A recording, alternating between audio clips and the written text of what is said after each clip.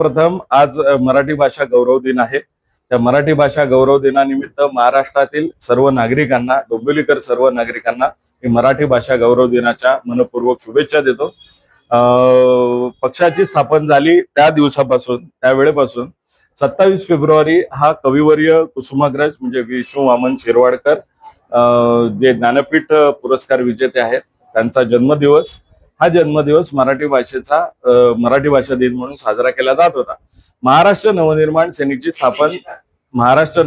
सेनेची स्थापना झाल्यापासून सन्माननीय राजसाहेबांनी हा जो दिवस आहे, कुसुमाग्रजांची जी जयंती आहे, हा दिवस अत्यंत उत्साहात एका सणाप्रमाणे मराठी भाषा गौरव दिन म्हणून साजरा करावा असे सर्व महाराष्ट्र सैनिकांना आदेश दिले होते आणि त्यानुसार महाराष्ट्रभरात विविध कार्यक्रमांचं आयोजन केलं जातं।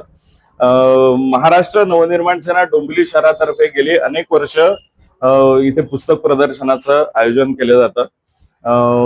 सन्माननीय राजसाहेब ज्या पद्धतीत पुस्तक प्रदर्शन करतात त्याचं छोटेखानी स्वरूप म्हणून आम्ही हे करतो।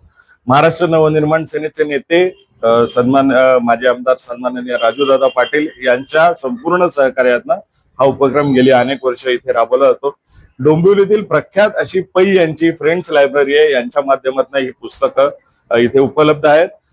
9 तारखेपर्यंत हा या प्रदर्शनाचा कालावधी आहे आणि या प्रदर्शनात सरसकट पुस्तक म्हणजे खरेदीवरती 20% इतकी सवलत सरसकट या इथे आपल्याला मिळणार आहे।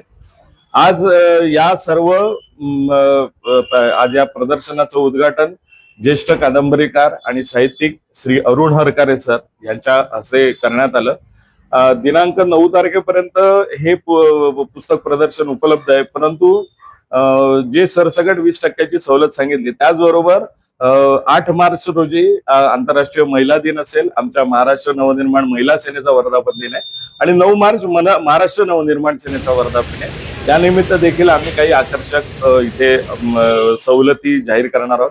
तर माझी आपल्या माध्यमातून डोंबिवलीकर नागरिकांना नम्र विनंती आहे की आपण जरूर इथे या पुस्तक प्रदर्शनाला भेट द्या आणि जी सवलत आहे, इथे विविध प्रकारची पुस्तकं आहेत, ऐतिहासिक आहेत, प्रवास वर्णन आहेत, आत्मचरित्र आहेत, लहान मुलांकरता पुस्तकं आहेत, अर्थविषयक, वैद्यकीय क्षेत्राशी निगडीत अशी बऱ्याच प्रकारची पुस्तकं आहेत।